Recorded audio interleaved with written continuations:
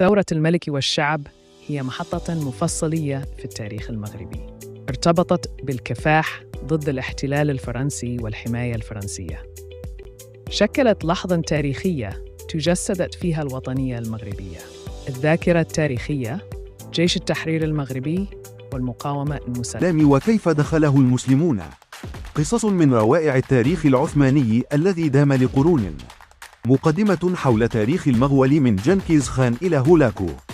استعرض أقوى المعارك الإسلامية عبر التاريخ، خلفاء الدولة العباسية وأهم الفتوحات وأسباب سقوطهم.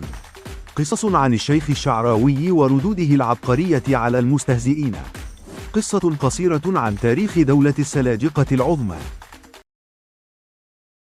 سلالات عدة حكمت المغرب منذ وصله الإسلام قبل مئات السنين.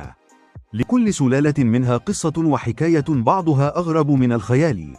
سلالة وصلت مؤسسها طريدا هاربا من الموت. عشنا في قصور كل السلالات التي حكمت المغرب. رافقنا جيوشها وعشنا دولها في حقب الازدهار. حكم إدريس بن عبد الله المغرب. حقبة العلويون في حكم المغرب. كيف أسس جيش بخاري في المغرب؟ تاريخ المغرب يمزج بين القوة والتحدي. الإمبراطورية العثمانية وسلطتها في شمال إفريقيا.